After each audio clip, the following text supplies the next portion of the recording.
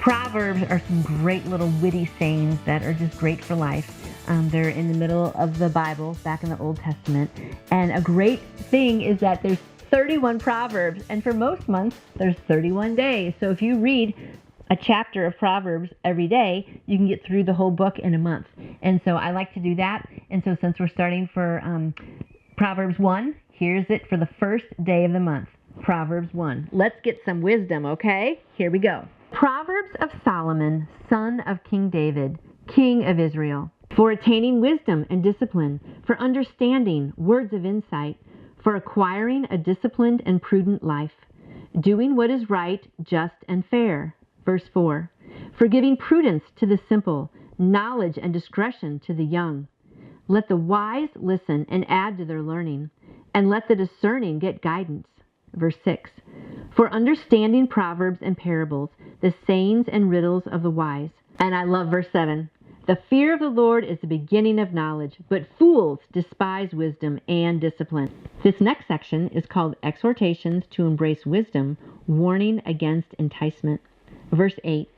Listen, my son, to your father's instruction, and do not forsake your mother's teaching. They will be a garland to grace your head and a chain to adorn your neck.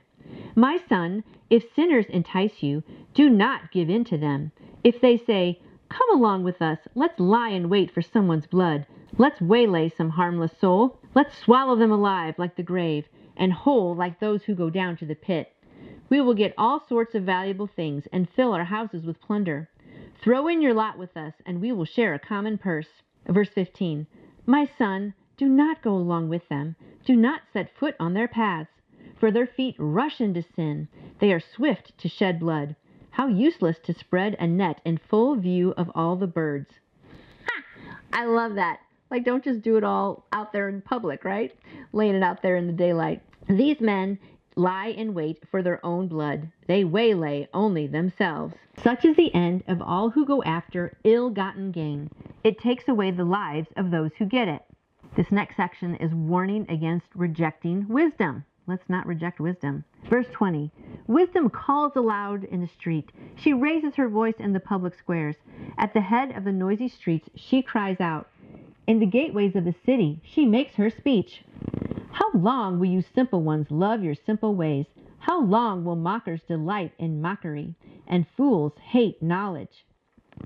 I have out here to the side 3 different characters. 1 are simple people. 2 are fools who decide to live by their own wits, and 3 are mockers who go against God's word. Verse 23, if you had responded to my rebuke, I would have poured out my heart to you and made my thoughts known to you. But since you rejected me when I called, and no one gave heed when I stretched out my hand, since you ignored all my advice and would not accept my rebuke, I, in turn, will laugh at your disaster. I will mock when calamity overtakes you. When calamity overtakes you like a storm, when disaster sweeps over you like a whirlwind, when distress and trouble overwhelm you, then they will call to me, but I will not answer. They will look for me, but will not find me. Verse 29, since they hated knowledge and did not choose to fear the Lord, since they would not accept my advice and spurned my rebuke, they will eat the fruit of their ways and be filled with the fruit of their schemes. Verse 32, for the waywardness of the simple will kill them, and the complacency of fools will destroy them. Verse 33, but whoever listens to me will live in safety and be at ease without fear of harm. That's Proverbs chapter 1.